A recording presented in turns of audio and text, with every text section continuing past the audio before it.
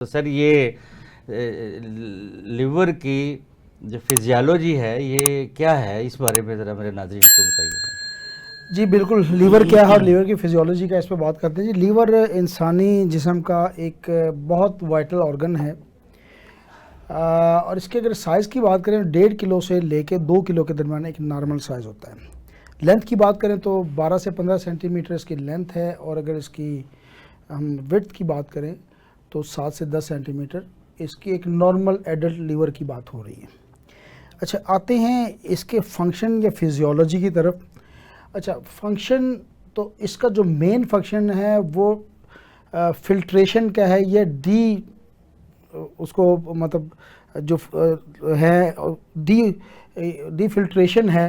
Basically ऐसी चीज़ जो कि इंसानी जिस्म के लिए मुज़र है तो उसको डिटॉक्सिक करना है, डिटॉक्सिकेशन इसका मेन फंक्शन है। इसकी मिसाल मैं शायद एक प्रोग्राम में पहले भी दे चुका हूँ कि जैसे किसी आप ऐसी जगह पे जाते हैं जहाँ पे कि सिक्योरिटी की रिक्वायरमेंट, मिसाल के तौर पर आप लाहौर एयरपोर्ट पे जाते हैं तो वो जो सिक्योरिटी गार्ड होते हैं वो आपकी जामा तलाशी लेते हैं कि इस इंसान को आगे जाने देना है या नहीं जाने देना।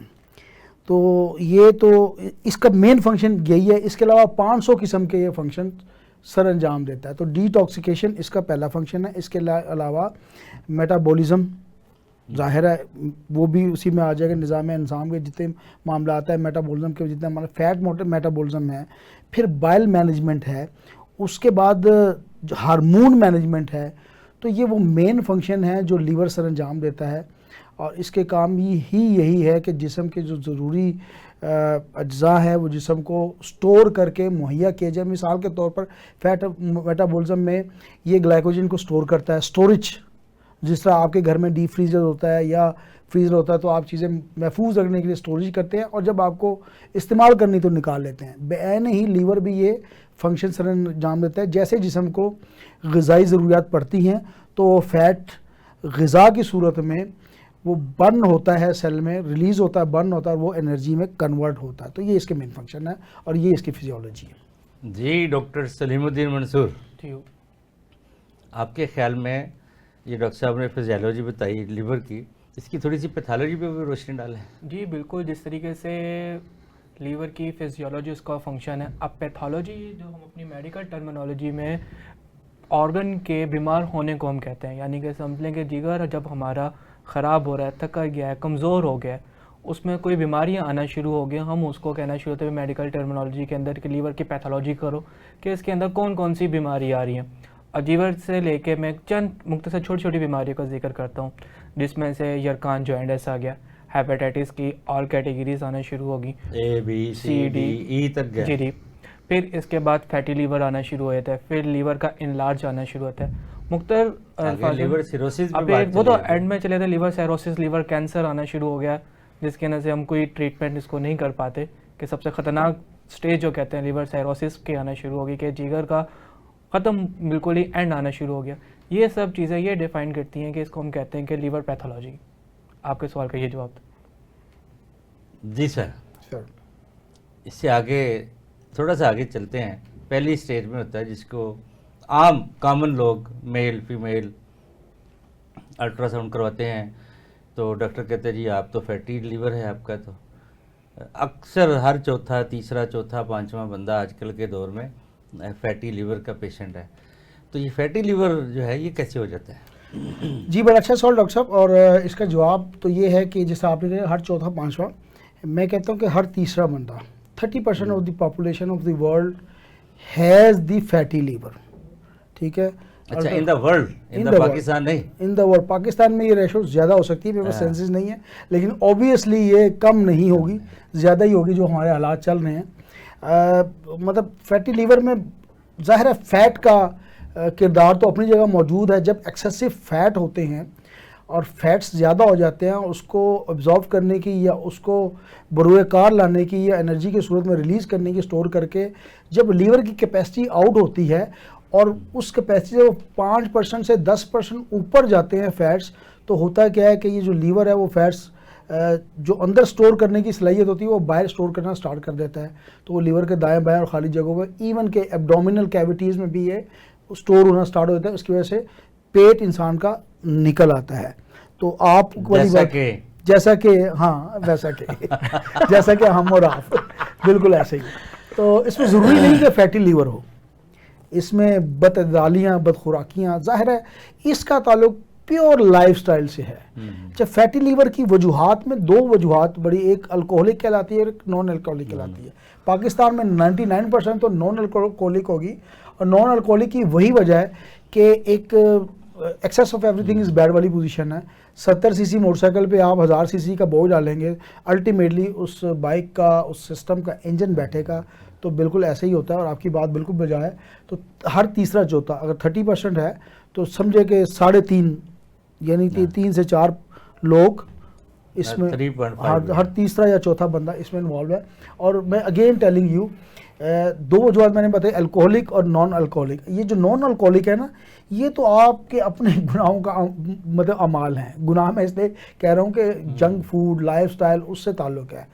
और अगर इसको आपने ट्रीट करना है, कुछ भी ना करें डॉक्टर साहब, किसी होम्योपैथ, किसी एलोपैथ, किसी हकीम की, किसी चाइनीज़ मोड ऑफ थेरेपी की, किसी फिजियोथेरेपी की कोई ज़रूरत नहीं। ऑल्टरनेटिव फास्टिंग पे चले जाएं, 2 माह रोज़े रखें, लीवर रीजनरेट होगा और ये अपनी सफाई करेगा। इसमें ये सब 90% बिलीव करें, मेडिसिन का अपना किरदार मौजूद है, लेकिन लाइफस्टाइल चेंज करने के बाद और लीवर को रीजनरेशन का मौका देने के बाद ये प्रॉब्लम जो नॉन अल्कोहलिक है ये कवर हो सकती है। जी डॉक्टर साहब। अच्छा सर, एक बात है, जैसे भी ये डॉक्टर साहब ने बात बड़ी थी कि हम फास्टिंग का, हमने लीवर की सेफ्टी के लिए फास्टिंग का क्या है। अक्सर लोग रोज़े रखते हैं, फास्टिंग करते हैं, लेकिन जो फास्टिंग को ब्रेक करते हैं वही चीज़ है हाई लेवल शुगर लेवल का ले लेना, हाई कार्बोहाइड्रेट्स का लेना। तब इसका मतलब ये नहीं कि फास्टिंग करने के बाद भी हम कहें कि जी हमारा लीवर नहीं हो रहा। ये बहुत बड़ी लोग मिसअंडरस्टैंडिंग करते हैं कि यार आपने फास्टिंग की है तो आपने जो फास्टिंग को ब्रेक करना है तो उसके ऊपर डाइट पर ज़्यादा ज़रूरी है, ना कि हम डाइट को बहुत मेंटेन रखें। ऐसी डाइट बिल्कुल इस्तेमाल ना करें जो हमारा शुगर लेवल, कैलोरीज लेवल और जो लिपिड लेवल है उसको इंक्रीज़ करे। तब हमें फास्टिंग करने का मेरे ख्याल से कोई फ़ायदा नहीं है। क्या ख्याल है डॉक्टर? जी बिल्कुल ऐसा। अच्छा, फास्टिंग में ये मैं रोज़े की बात नहीं कर रहा। फास्टिंग से मुराद है कि आप जो खुराक में बदअदलियाँ हैं, आप हल्की फुल्की खुराक खाएं, मतलब नेचुरल ऑर्गेनिक चीज़ों की तरफ जाएं, तो इंशाल्लाह ताला अल्लाह ताला इसमें बिल्कुल रिवर्सेबल है और कोई इसमें बड़ी साइंस नहीं। थोड़ी सी एक्सरसाइज ओबियसली वो चाहिए होगी, वो कैलोरीज बर्न करनी है, फैट को बर्न करना है। और एंटीऑक्सीडेंट चीज़ें अगर आप इस्तेमाल करें, एंटीऑक्सीडेंट चीज़ें जो जब इस्तेमाल करते हैं तो आपके जिस्म में जो फ्री रेडिकल्स हैं और अनस्टेबल मॉलिक्यूल्स हैं, ये करते क्या है कि जब इनकी मिकदार बढ़ती है तो ये सेल डैमेज करते हैं, जिसमें ओबियसली लीवर के सेल भी शामिल हैं। तो ये फ्री रेडिकल्स या अनस्टेबल मॉलिक्यूल्स बनते कैसे हैं? एक बहुत बड़ी रीज़न जो पाकिस्तान में मौजूद है वो स्ट्रेस है। जब भी आप सोचते हैं, फिक्र करते हैं, आपको फिक्र यहाँ की वहाँ की होती है, तो इनकी मिकदार जिस्म में बढ़ जाती है। अल्टीमेटली ये सेल्स डैमेज करते हैं और ये फिर जाके आपके तमाम मतलब हिस्सों को मुतासर करती हैं। जब फैटी लीवर हो जाता है तो उसमें क्या क्या प्रॉब्लम्स होती हैं? सिर्फ फैटी लीवर? जी, फैटी लीवर की बात करें, देखिए सबसे पहले जो हमारे फैटी लीवर आना शुरू होता है, लीवर जो हमारी बॉडी के राइट साइड पर आना शुरू होता है, वहाँ पर जाके हमें राइट साइड के अपने हमारी रेड पसली रिब्स के नीचे वाली साइड पर सबसे पहले हमें इन्फ्लामेशन सी महसूस होगी। राइट कंधे वाली साइड के पीछे बैक्स पर आप चले जाएँ, शोल्डर्स के ऊपर, उनमें पेन वगैरह आना शुरू हो जाती है। फिर तीसरा एक और बात आती है कि उनके एब्डोमल से लेके और पीछे बैक वाली साइड से फैट्स का ज़्यादा हो जाना, वर्म का ज़्यादा, इसको हम बेली फैट कहना शुरू करते हैं, ये वाज़ेह तौर पर नज़र आना शुरू होता है। चौथा, थकावट बहुत ज़्यादा होती है, हर टाइम से जिस्म थका थका सा, टूटा टूटा सा, किसी काम में दिल ना लगना, ये कैफियत आना शुरू हो जाती है। होता है जिस्म के अंदर से आपको भूख लगना ख़त्म हो जाती है कि कुछ खाने पीने का दिल नहीं करना, हर टाइम ऐसा रहना बस आपने कुछ खाया हुआ, भूख बिल्कुल ही ख़त्म से हो जाती है। भूख की कमी की, खुराक की कमी की होने की वजह से भी जिस्म में हर वक्त थकावट का रहना शुरू हो जाता है।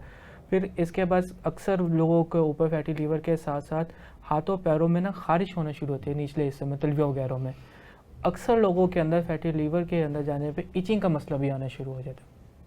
अब फैटी लीवर के साथ एसोसिएट बीमारियां जो लाइक होते हैं, diabetic, high blood pressure, paralyse, ये से भी फैटी लीवर के अंदर बनने में बहुत ज़्यादा ना का उसमें किरदार अदा करती हैं।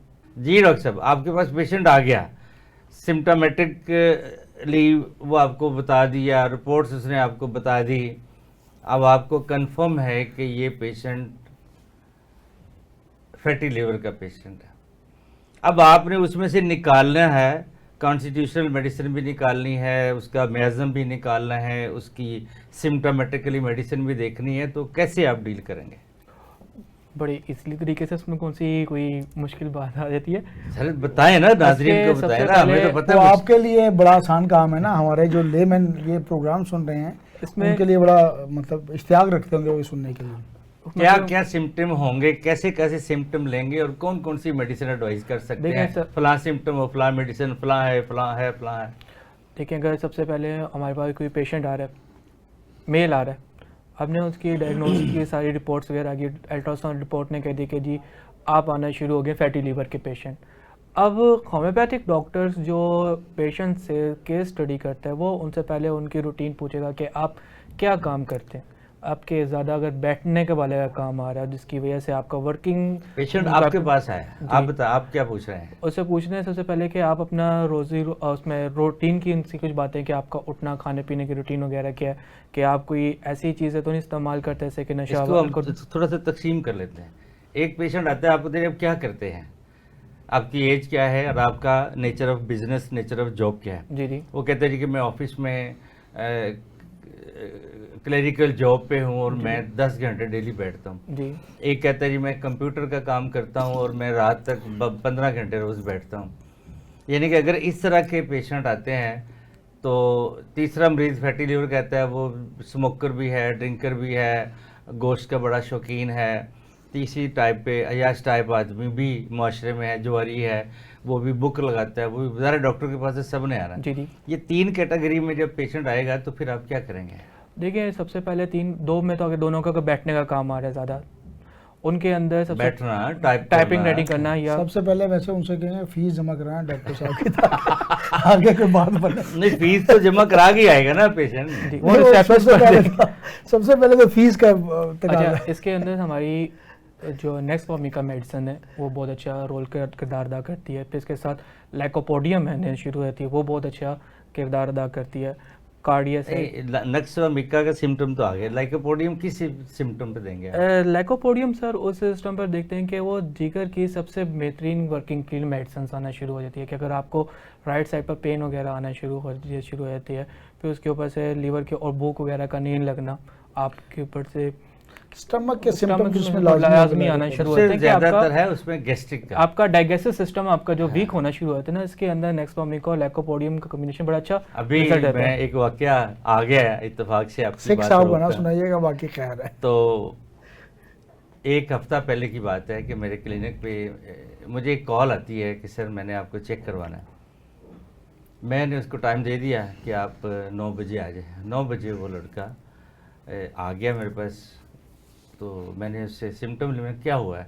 अच्छा, उससे बात नहीं हो पा रही थी, उसको हिचकी थी, हाई कफ थी। हिचकी इतनी ज़्यादा थी, इतनी कंटिन्यूस थी, इतना तसलसल था कि वो बेचारा बोल भी नहीं पा रहा था। बात शुरू करता था इस तरह की कंटिन्यूसली मसलसल हिचकी थी। अब मैंने ज़रा सिम्टम तो लेने थे कि ये कैसे हुआ। मैंने उससे पूछा कि ये कितने दिनों से आपको प्रॉब्लम है, बल्कि वो रो पड़ा, मायूस हो गया कि लगता है अब ये ठीक नहीं होनी, मैं मायूस हो गया हूँ। तो मैंने उससे पूछा कितने कहते जी तकरीबन 5-6 दिन से है, मैं हमीद लतीफ़ और मैं फलां जगहों पे 40-50 हज़ार रुपये लगा के आ गया हूँ। वो मुझे इतनी गर्म दवाइयाँ देते हैं कि वो इतनी दवाइयाँ देते हैं, वो तो वो कह रहे हैं गर्म। इतनी मैंने दवाइयाँ खाई हैं कि अब मेरे बर्निंग भी है, अब मेरे भूख भी ख़त्म हो गई अब। लेकिन ये जो हिचकी है रात दिन मुसलसल चलती है। अब मैं सोच रहा हूँ माइंड में कि अच्छा बात पूरी कर ले, मैं पूरी उसकी सिम्टम लेता हूँ, तो उसको यकीन दिलाता हूँ कि इंशाल्लाह होम्योपैथी आपके किसी काम ज़रूर आएगी। आज आप पहली दफ़ा कहते जी आया भी पहली दफ़ा हूँ होम्योपैथी दवाई लेने। पहले मैं फ़लाँ जगह पे गया हूँ, फ़लाँ डॉक्टर के पास, फ़लाँ हॉस्पिटल में 2-2 दिन तकरीबन मैं लगा के, तो आज ज़िंदगी में पहली दफ़ा मैं एक शायद ट्राई के लिए आया हूँ। तो मैंने यकीन जाने कि उसको कहा कि इंशाल्लाह आप मेरे पास बैठे बैठे ठीक हो जाएंगे। अब वो बंदा बड़ा परेशान कि सर आप जो बोलेंगे मैं दूंगा। क्या बात है, आप तो वो नेजा फेंकने वाले हो, क्या होंगे नदीम अरशद? मैंने उसको कहा कि आपको ठीक करके भेजूंगा, आधा घंटा में बैठाऊंगा और ठीक करके भेजूंगा। तो बड़ा बहुत थोड़ा सा चेहरे पे रौनक आ गई, एतमाद आ गया कि नहीं भी अब मैं बेहतर जगह पे आ गया। महफूज हाथों में हूँ। मैंने यही एक दवाई जिसका आप बार बार जिक्र कर रहे हैं, नक्सोमिका, मेरे सामने टेबल पे पड़ी थी, हाई डोज। मैं उठा, उसकी ज़ुबान पे टपका दी है, टपका के तो मैं बाहर चला गया हूँ 2 मिनट के लिए। 2-3 मिनट बाद वापस आया हूँ तो बड़ा नॉर्मल बैठा हुआ है और चेहरा फ्रेश है। मुझे कहते सर जिस वक्त आपने ज़ुबान पे कतरे टपकाए हैं ना, उसी लम्हे ही रुक गई हिचकी और मैं बिल्कुल नॉर्मल हूँ और मैं बिल्कुल मुतमिन भी हूँ, सेटिस्फाइड भी हूँ और मैं बिल्कुल पता ही भी नहीं कि हिचकी थी या नहीं थी उस वक्त से, जब से आपने ड्रॉप डाले हैं। आधा घंटा वो मैंने इधर उधर की गपशप की तो वो बिल्कुल ठीक। मैं कहा हाँ, कहते नहीं आपने जो कहा था कि ठीक करके भेजूँगा, आपने सच कहा। तो मैं कहा जी बस फिर ठीक है। बाद में मैंने कुछ 1-2 ताकत के सिरप उसको दे दिए। खैर जितने पैसे मैंने उससे लिए, वो बंदा उससे डबल पैसे मेरी टेबल पे रख के गया कि सर मैं तो पता नहीं कितने हज़ारों लगा चुका हूँ, होम्योपैथी तो भूल, ये कभी हम भूले थे कि होम्योपैथी में भी शिफा। हमने तो यही सुना है कि ये 4-4 साल लगे और आराम नहीं आता, तो ये तो इतना जल्दी तो टीका भी असर नहीं करता। तो सर बड़ा सैल्यूट मार के गया, एक्स्ट्रा पैसे डबल पैसे दे के गया। और कल इत्तेफाक से मुझे उसका भाई मिला है, तो मैंने उसको पूछा कि वो क्या हाल है तेरे भाई का। कहते सर जिस दिन से आपसे दवाई लेके आया उस दिन से माशाल्लाह ठीक है, काम कर रहा है। तो ये एक होम्योपैथी का मुआवजा है कि जो मैंने आपको बताया। यानी कि इसके बाद उसको किसी की याद नहीं आती होगी। याद किसी की क्या वो कहते हैं हिचकी लग रही थी किसी की याद। तो उसके बाद उसको कोई याद नहीं ना मैं आती सो सकता था, ना खा सकता था, ना पी सकता था। सिर्फ मैंने उससे पूछा सिम्टम के, एक तो एलोपैथी की बहुत सारी मिकदार में मेडिसिन और दूसरा खाना बाहर से खाता था वो शुरू में। तो मैंने समझ गया कि अब इसकी काजेज़ क्या है। तो एक डोज से उसकी 6 दिन का जो बल्कि 12 दिन का डबल लगाएं तो जो उसकी अजियत थी और वो आधा रह गया था, खाना पीना छूट गया था, सोना छूट गया था, डिप्रेशन में था, वो अल्लाह पाक ने सारा कुछ ठीक कर दिया।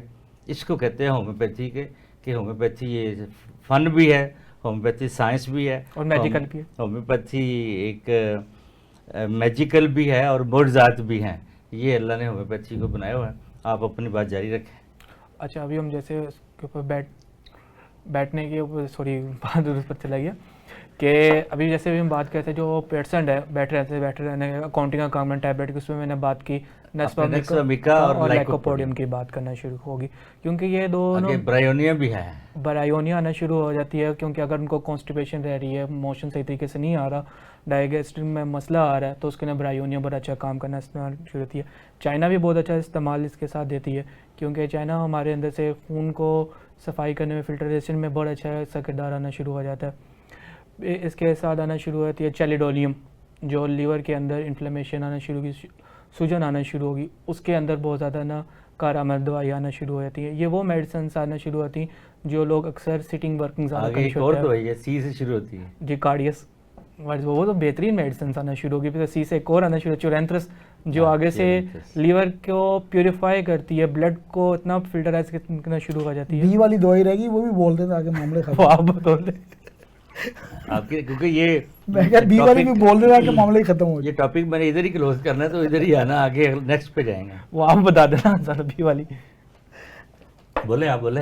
अच्छा, ये चंद वो मेडिसिन आना शुरू होती हैं जो हम फैटी लीवर के पेशेंट को ना प्रिस्क्राइब करते हैं। आपने जो क्लियर जो पिक्चर की है कि आपने nux vomica, lycopodium, China, bryonia, चियोनेंथस, चैलिडोनियम and कार्डोस, berberis इसमें शामिल कर। जी वो तो आप करेंगे, वो तो आपने करने ना। बस मैंने वही एक्सपीरियंस है ना जो कि फैटी लीवर मेल का हो चाहे फीमेल का हो, ज़्यादा हो थोड़ा हो, किसी भी एज में हो, यंग एज में हो और थोड़ा सा इनकी तरह ओल्ड एज में हो या मेरी तरह यंग एज में हो, तो मेडिसिन यही जो है सर। अच्छा, ये जो फैटी लीवर के ज़्यादातर परसेंटेज पाकिस्तान में ख़वातीन को ज़्यादा इसके मसाइल रहते हैं।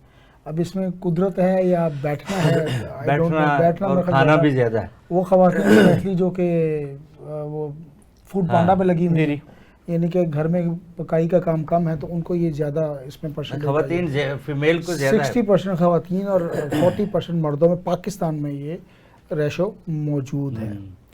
तो बाकी आप सवाल पूछिए, मैं जवाब देता हूँ। इसमें कोई और मेडिसिन? इसमें मेडिसिन तो बहुत सारी, फास्फोरस को मैं अगर फैटी लीवर का ट्रीटमेंट नहीं करवाया जाता, इग्नोर करता है पेशेंट डायग्नोज होने के बाद भी, तो फिर क्या होगा उसके साथ? फिर तो उसका साथ जो होगा वो याद ही करेगा। ठीक है, कोई इलाज ना करवाएं, फास्टिंग पे चले जाएं, इंशाल्लाह ठीक हो जाएगा। अगर नहीं वो फास्टिंग पे भी नहीं आता तो फिर जाहिर है नहीं, फास्टिंग से मुराद है कि वो खाने पीने की रूटीन बेहतर करे, कम खाए, सेलेक्टिव चीजें खाए, फाइबर्स और प्रोटीन्स पे चला जाए okay, instead of fat. Salad burger पे आ जाए। सैलड देखिए, इसमें सिट्रस फ्रूट जो हैं, मतलब लेमन टाइप, मैंगो नहीं सॉरी, माल्टे की जो ऑरेंजेस फैमिली है, इसमें कावा शबक आपने ऐड नहीं कावा बहुत जबरदस्त है, एंटीऑक्सीडेंट है। अगेन जीरा, कोई सौंफ, बिल्कुल जी, इसमें गुड़ जी, कावा तो छोड़े, गुड़ जैगरी जिसे हम अंग्रेजी में बोलते हैं, उसका बड़ा अच्छा किरदार है। अच्छा, बीट रूट जिसको हम चकुंदर बोलते हैं, उसका बड़ा ज़बरदस्त, ये बीट रूट जो है ये एंटीऑक्सीडेंट है। एंटीऑक्सीडेंट अगेन आगे फ्री रेडिकल्स को और अनस्टेबल मॉलिक्यूल्स को कंट्रोल करके फैट्स को। चुकंदर खाए या जूस पिए, जो मर्जी करें जी, चुकंदर अंदर जाना चाहिए, मतलब खुराक का हिस्सा बनना चाहिए। वो जूस पी लें, वो खा लें, उसकी प्रॉपर्टी जो है एंटीऑक्सीडेंट है। किया, शलगम, तोरी, और टिंडा, सिट्रस फ्रूट जब खाता है तो उनकी जो प्रॉपर्टी है वो एंटी इन्फ्लेमेटरी है। जो पहली स्टेज इन्फेक्शन की, हेपेटाइटिस ए बी सी, वो क्या है, हाइपाटाइटिस, इन्फ्लेशन है। तो अगर ये चीज़ें कंट्रोल क्वांटिटी में खा रहा है तो उसको ये मामला होगा ही नहीं। तो ये दो चार चीज़ें इसमें हमें ऐड करनी चाहिए। अच्छा, सवाल कि अगर वो अनट्रीटेड आता है तो सिरोसिस ऑफ लीवर है नेक्स्ट चीज उसकी, यानी कि नेक्स्ट उसी का जी। तो नाजरीन, आपने फैटी लीवर, उसका होम्योपैथिक अद्वियात से इलाज के बारे में मुकम्मल जो रहनुमाई है वो आपको दी गई है। इंशाल्लाह अगले हफ्ते एक प्रोग्राम के साथ, नए प्रोग्राम के साथ दोबारा हाजिर खिदमत होंगे। तब तक के लिए अपना ख्याल रखिएगा। मैं आप दोनों मेहमानों का दिल की यथा गहराइयों से शुक्रिया अदा करता हूँ कि आप स्पेशल टीवी के स्टूडियो में तशरीफ़ लाए। तो हमारा रब्ता नंबर है 0333422952। अपनी तजावीज़ हमें भेजिएगा, इंशाल्लाह हम आपका जवाब देंगे। बहुत शुक्रिया। होम्योपैथी जिंदाबाद एंड पाकिस्तान पाइंदाबाद।